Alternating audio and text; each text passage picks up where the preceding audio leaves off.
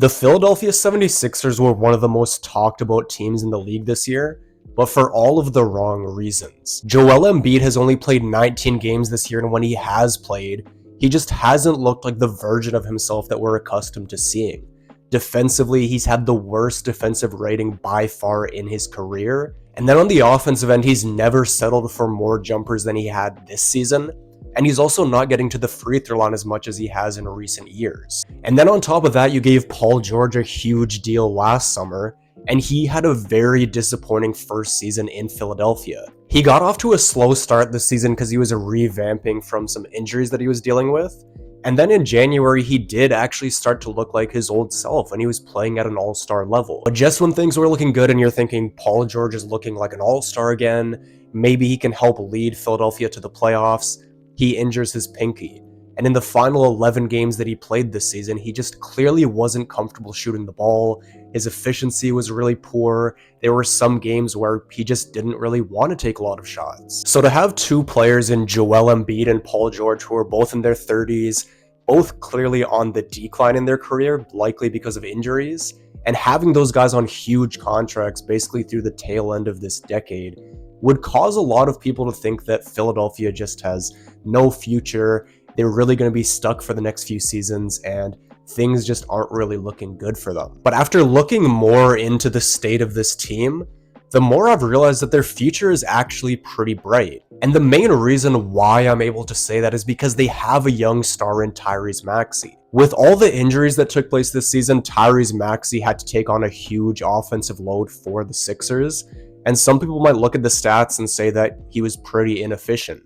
But regardless, the Sixers were horrible when he was off the floor offensively, but then when he was on the floor, he actually made them a pretty respectable offense. He also had a stretch from January 6th through February 9th where he was ultra aggressive. He averaged 32 points, 7 assists, and 1.6 steals per game, and for all the people who've been complaining about his efficiency, he was really efficient from the field during that stretch. And what I really like about Maxey is that he's not one of these stars who you have to worry about come playoff time. He's put up great stats in the playoffs throughout his career, and especially last season, he averaged 30 points and 7 assists on nearly 50, 40, 90.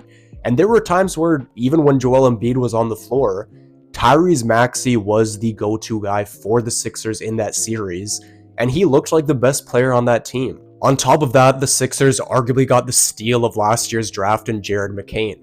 His season was cut short due to a torn meniscus, but when he was playing, he showed so much potential. Specifically in the 8 games that he started, he averaged just under 24 points, also 4 assists, and he was very efficient even though he is a rookie and still adjusting to the NBA. And I understand that with all the injuries that Philadelphia has had, having a rookie and Jared McCain also get injured would just be frustrating to a lot of people and cause a lot of people worry. But I think Jared McCain will be fine when he returns because he's still very young, and he's not a guy that relies on his athleticism to score and be effective on offense. He's a great outside shooter, and then even though he doesn't have the most explosive first step, he's very physical, he's not afraid of contact, and he'll use his body to create space in the mid-range. And I think the best thing about Jared McCain is that he's still on his rookie contract. He was the 16th overall pick, so he's not making tons of money relative to the rest of the league, and especially considering the situation Philadelphia is in, where they have Paul George and Joel Embiid on these huge contracts, you kind of need to balance it out with talented young players who are on cheap deals. Another player who fits that mold is Justin Edwards. Edwards was the number 3 high school recruit in 2023, and after signing with Kentucky, he had a very disappointing freshman year. He still decided to enter the 2024 draft where he went undrafted, but now that Philadelphia signed him and they're actually giving him minutes, he's showing that he can produce. Since January 12th, he's averaging 11 points, 3 rebounds, and just over a steal per game. And in their last game against the Wizards, he had 19 points, 10 rebounds, 5 steals. Sure, he was definitely disappointing at Kentucky, but this is a guy who was ranked really high in high school. He was obviously seen as a player with tons of potential back then, and maybe he can be something for the Sixers. Sure, he was obviously disappointing at Kentucky, which is why he went undrafted, But again, looking at Philadelphia's situation where they have Embiid and Paul George on these huge contracts, you need to have guys like Jared McCain and Justin Edwards who are young, have shown you potential, and are also on cheap deals. So Philly has Jared McCain and Justin Edwards who are both just 21.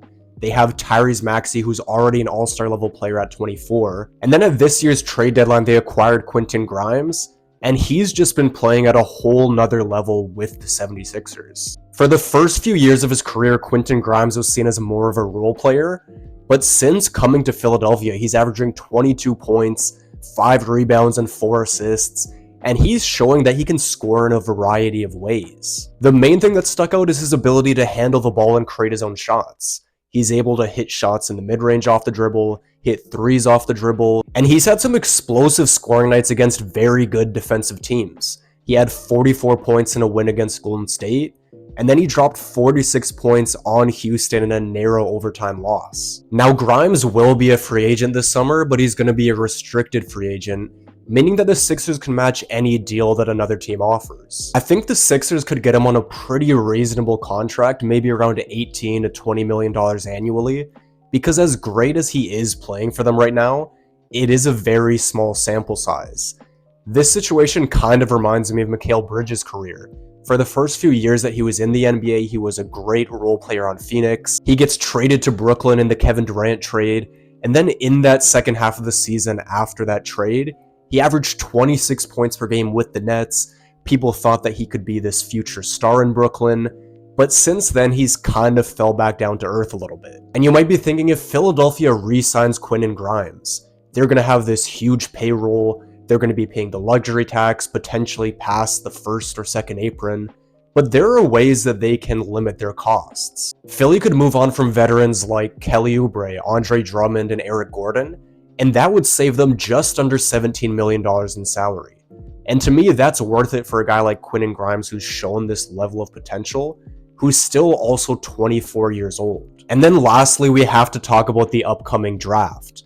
The Sixers currently have the 6th worst record in the NBA, and they keep their draft pick if it falls in the top 6. Obviously, the best case scenario would be they get the number 1 pick, draft Cooper Flagg, but even if they fell in that 2 to 6 range, maybe they draft a young center to replace Joel Embiid in the future. Or they could actually trade back in the draft and get additional draft capital. Teams like the Hornets, Jazz, Wizards, and Nets have been stockpiling picks over the past few seasons, and these teams want a young franchise player to build around. So let's say the Sixers wound up with the 2nd overall pick, and then a team like the Hornets fell to the 5th or 6th spot. Charlotte may be willing to give up an additional first rounder to move up to that 2nd pick. So there's some interesting possibilities for the Sixers in this upcoming draft. And even if the worst case scenario happens where their pick falls outside of the top 6, they don't keep that pick this year, they actually wouldn't be in a horrible situation. The long and short of it is, if they don't keep their pick this year, they'd have 2 first-round picks next season, and then we have to remember that they still have draft picks from the James Harden trade.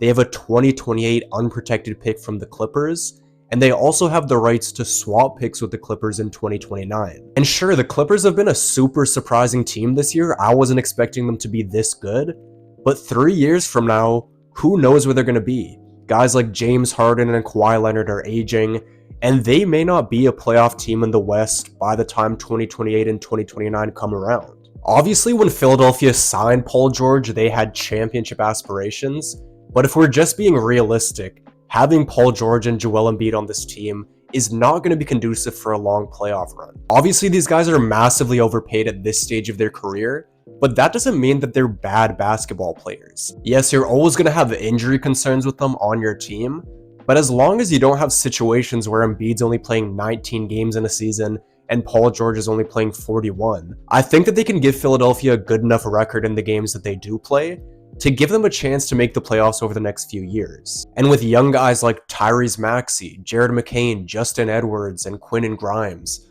plus all the draft picks they have that they could add to their team, you just want to get these young players playoff experience. And with how weak the East is, getting into the playoffs over the next few seasons is still a realistic possibility for Philadelphia.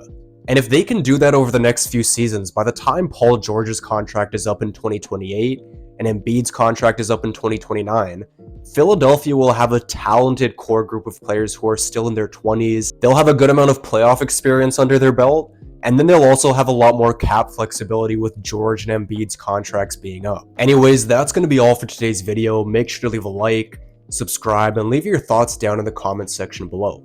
With all that being said, I'm out, and I'll see you in the next video.